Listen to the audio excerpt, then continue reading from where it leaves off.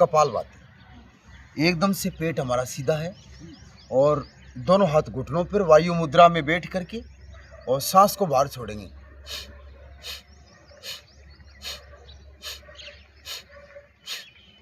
झटके के साथ सांस को बाहर छोड़ना है।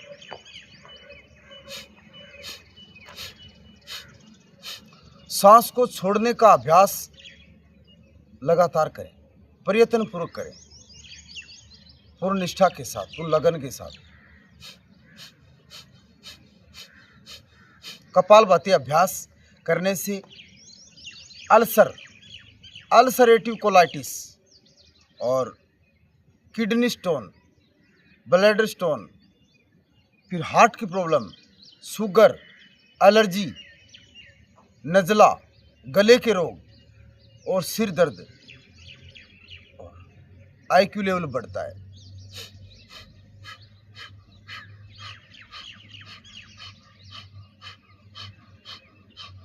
और परमानेंट पेट की जो भी बीमारियां हैं उसके लिए बहुत ही ज़बरदस्त है कपालभाति। चाहे वो धीरे धीरे करें और चाहे वो तेज गति से करें, वो सामान्य गति से करें।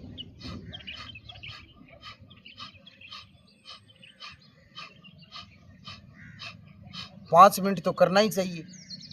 5 मिनट करने से ही लाभ मिलता है। अब 1-2 मिनट करने से क्या होता है, इसलिए थोड़ा आराम आराम से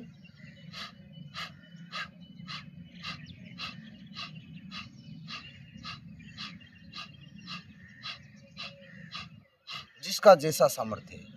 जैसे सामान्य गति से करते हैं तो 1 सेकंड में एक बार, और फिर थोड़ा तेज करते हैं, फिर और भी तेज करना चाहें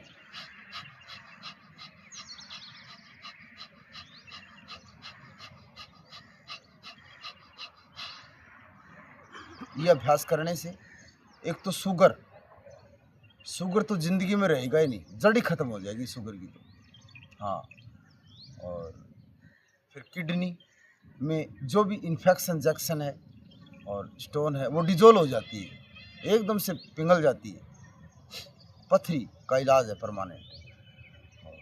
जिनको कब्ज रहता है, गैस बनती है, आंतें कमज़ोर है, खाया पिया पचता नहीं है, उसके लिए बहुत अच्छा है।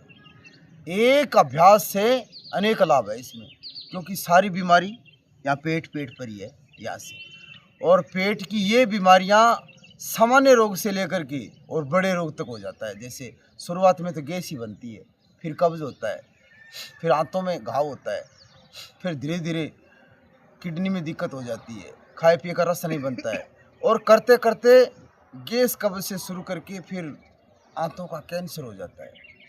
इसलिए छोटे से लेकर बड़ी बड़ी बीमारी हो जाती है, फिर उसका कोई इलाज ही नहीं। किसी को बवासीर हो जाता है, आंतों से ही होता है बवासीर, आंतें कमज़ोर हो जाती है, उसमें गर्मी हो जाती है और फिर पूरी तरह से सड़ने लगती है, खाए पिया पचता नहीं है। और हम खाते रहते हैं कि अच्छा खाएं, दूध खाएं, घी खाएं, दही खाएं, उससे नुकसान ही होगा। हाँ, जब आंतें खराब हो जाती है, खाए पिया नहीं पचता है, तो दूध दही घी खाते हैं तो उसमें पचता नहीं है, वो सड़ता है।